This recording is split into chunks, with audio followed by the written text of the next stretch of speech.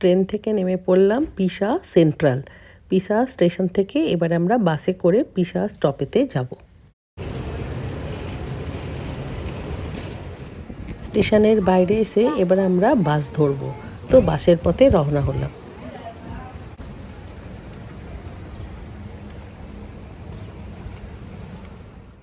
Station থেকে bus number 3+ বাসে করে আমাদের পিসা স্টপেজে নামতে হবে। সেখান থেকে আমরা একদম কাছেই, ওখান থেকে পিসা আমরা দেখব।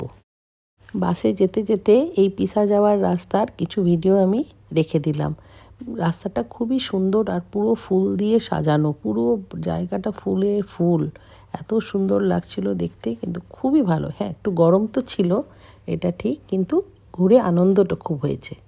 দেখুন চারিদিকে শুধু নানা রকম রঙের ফুলের গাছ দিয়ে সাজানো, আর রাস্তাগুলোও খুব সুন্দর, খুবই ভালো লাগছিল।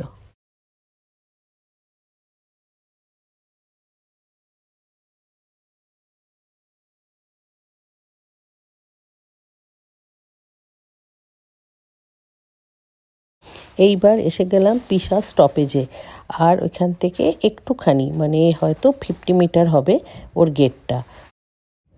এই যে চূড়োটাকে দেখা যাচ্ছে ওটাকে বলা হয় ডুওমো। তো ইটালির লার্জেস্ট ব্যাপিয়েস্টটারই হচ্ছে এই ডুওমোটা। এই পিসা স্ট্রাকচারটাকে বলা হয় লিনিং টাওয়ার অফ পিসা। আর এটা যখন তৈরি হয়েছিল 1200 সেঞ্চুরিতে, তখন এটা মানে টিল্ট হয়ে গেছিলো, কারণ কনস্ট্রাকশনের গাফলতিতে এটা এরকম বেঁকে গেছিলো, যার জন্য কিন্তু একদম মানে টিকে গেছিলো জিনিসটা, যার জন্য এটাকে বলা হয় লিনিং টাওয়ার অফ পিসা। আর এখানেই সবাই খুব ফটো তোলে, যেন মনে হচ্ছে ঘাড়ের ওপরে লিনিং টাওয়ারটা পড়ে যাবে, খুবই সুন্দর। তো যাই হোক, অনেক ঘোরাঘুরি করে আমরা আবার পিসা থেকে ফ্লোরেন্স যাওয়ার পথে রওনা হলাম।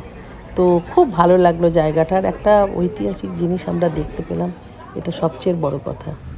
সত্যি পুরো ইটালিটা খুবই সুন্দর আর ঐতিহাসিক একটা জায়গা, যেটা আমরা ইতিহাসে পড়েছি।